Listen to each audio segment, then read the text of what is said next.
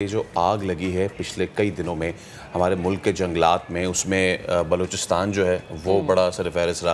फिर हम देखा कि इस्लामाबाद में लोगों ने खुद ही लगा दी, लेकिन अब स्वात के 13 मकामात पर लगी थी आग, उस पर काबू तो पा लिया गया है।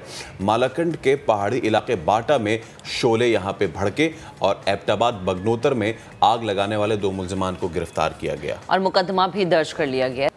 और इसी पर बात करने के लिए प्रोफेसर डॉक्टर जफर इकबाल शम्स माहिर माहौलियात हमें ज्वाइन कर चुके हैं। सर, बेहद शुक्रिया वक्त देने के लिए। गुड मॉर्निंग डॉक्टर साहब। हम देखते हैं कि जब खुश्क साली बढ़ती है तो तब पहाड़ों पे आग लगने के वाक़यात हमें ज़्यादा मिलते हैं। ये जहाँ जहाँ आग लगी है उसके मनाजिर भी हम दिखा रहे हैं। हमें नहीं लगता कि अब हमें वाकई मौसमियाती तब्दीली के हवाले से तैयार रहना चाहिए, क्योंकि पाकिस्तान में जो क्लाइमेट चेंज हो रहा है वो ज़्यादा ख़तरे की तरफ जा रहा है। जी बिल्कुल, मुसलसल देखिए हीट वेव्स आ रहे हैं, टेम्परेचर का इजाफा हो रहा है, दर्जात बढ़ रहा है और दर्जात बढ़ने की वजह से ये जो हीट वेव्स के इवेंट्स हैं बहुत ज़्यादा होते हैं। और जब गर्मी बहुत ज़्यादा होती है, ह्यूमिडिटी नमी बहुत कम होती है, बारिशें नहीं होती, तो फिर आग लगने के वाक़यात ज़्यादा होते हैं। जंगल में आग लगना नेचुरल भी है, आर्टिफिशियल भी है। नेचुरल मीन्स के कुदरती तौर पे भी लगती है, लाइटनिंग वगैरह की वजह से, हीट वेव्स अगर हो जाएं तो उसकी वजह से, लेकिन आर्टिफिशियल भी है। जैसे लोग आग जलाते हैं, कभी इवन पिकनिक में भी आग लगा करके और फिर खाना पका रहे होते हैं, तो अगर जंगल खुश्क है, लकड़ियाँ खुश्क हैं, तो फिर वो आग बहुत तेज़ी से लगती है। तो ये वाक़यात होते हैं, क्लाइमेट चेंज की वजह से ये वाक़यात ज़्यादा हो रहे हैं, इसलिए बारिशें नहीं हो रही हैं। अब इसको कंट्रोल ये किया जाता है कि जब बारिशें अगर होंगी तो फिर ये आग बुझेगी, अगर बारिश नहीं हुई तो फिर आग लगती चली जाएगी। अच्छा, और हमें करना चाहिए।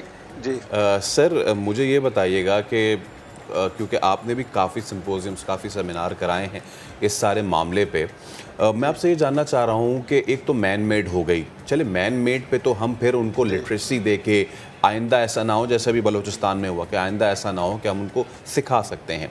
लेकिन जहाँ पे कंट्रीब्यूशन हम कर रहे हैं ग्लोबल वार्मिंग पे, चाहे वो हमारी इंडस्ट्री से निकलने वाला धुआं या दीगर कोई चीज़ें हों, सर इस पे हम कर्ब कैसे करें? बीइंग पाकिस्तानी हम कैसे ग्लोबल वार्मिंग को अपने खित्ते में कंट्रोल करें?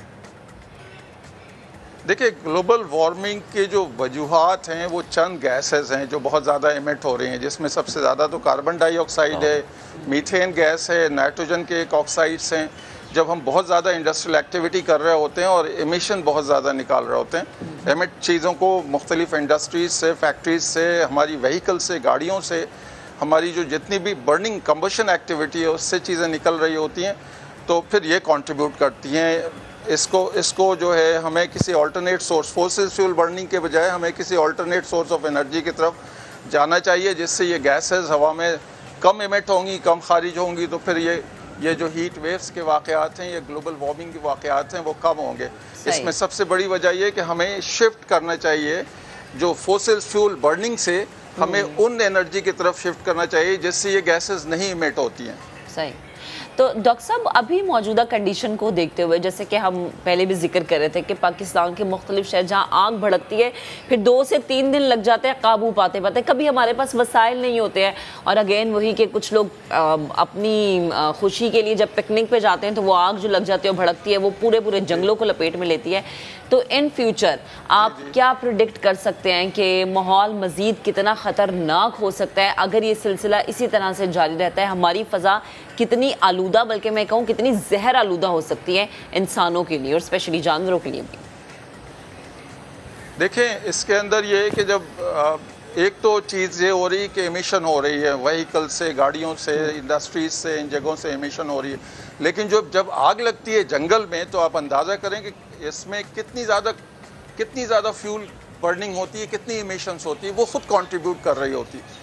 तो जंगल में आग लगने की वजह से कार्बन डाइऑक्साइड की एमिशंस और मज़ीद बढ़ जाती है, और उसके बाद वहाँ रहने वाले जितनी बायोडाइवर्सिटी है, जानवर हैं, वहाँ परिंदे हैं, उनकी ग़ज़ा ख़त्म हो जाती है, दरख्त ख़त्म हो जाते हैं। हमारी जो रिसोर्स हैं, मसलन चिलगोज़े के बागात में अभी शेरानी फॉरेस्ट में जो आग लगी है, तो चिलगोज़ा बहुत महंगा है, मज़ीद महंगा हो जाएगा, क्योंकि ये बहुत बड़ा हम एक्सपोर्ट भी करते हैं, इस्तेमाल भी करते हैं यहाँ पे।